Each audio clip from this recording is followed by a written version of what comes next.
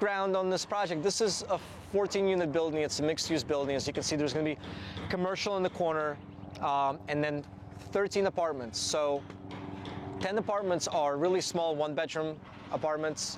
You'll see the layouts. They're very efficient. They're 560 square feet.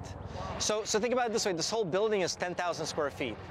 And we're stuffing 13 apartments in here and like a 1,200 square foot commercial space that can be subdivided into two. So I envision that being offices. You can subdivide it into 600 square foot offices. I got the land super cheap because I bought the land when nobody else was buying land. And I'm just absolutely kicking myself for not. I could have bought the same lot on the next block over for the same price, which was $12,000. But now that was most of this lot, and then another guy owned a piece from here to the alley, and I ended up sending him a letter and put that second lot that we needed for alley access under contract for also $12,000. But then it took him forever to close. And he just kept delaying, and finally I sent him like a lawyer letter saying like if we don't close soon, we're gonna sue. So finally we closed. But you know, all of this is the beauty of being able to buy land when nobody else is paying attention. So when the next recession comes, you know, pay attention to what nobody else is paying attention to, which is land.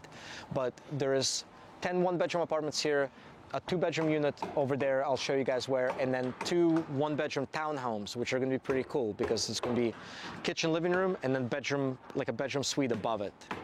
And we were just talking about like the high-end finishes that you saw over there. Those were short-term rental finishes, tiled showers, gold fixtures.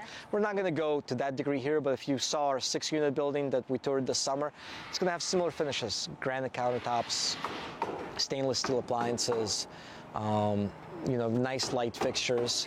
And you know, this neighborhood right now is seeing a ton of activity. We've got 10 duplexes here that we're building in the next 6 months, a bunch of spec houses.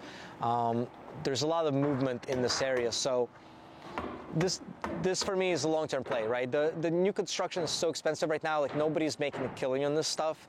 Buying the land at the right cost makes a big difference, but this is not, my net cash flow here is gonna be $150 to $200 a door, right? This isn't, you know, I'm not driving any Ferraris anytime soon, but long-term that's gonna grow, right? Long-term that's gonna appreciate, and then what I'm really looking at is what's my cash and cash return? How much money am I tying up in these deals? And is that money working for me efficiently? And I talk about this in some of the videos that we've recorded, you know, on the software and training, but that's the metric that's to me the most important. This is, you can't really burr this, right? You can't refi and pull all your money out here.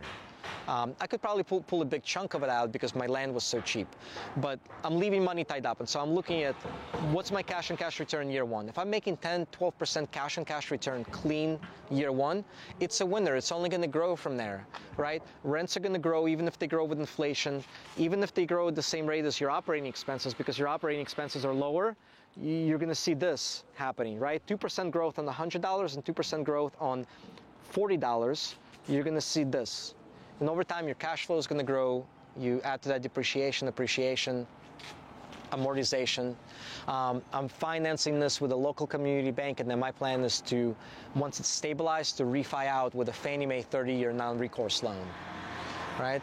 So, and if I do that, the 30-year amortization increases my cash flow. My cash and cash return actually grows. So it's nice. But this new construction stuff is a long-term play.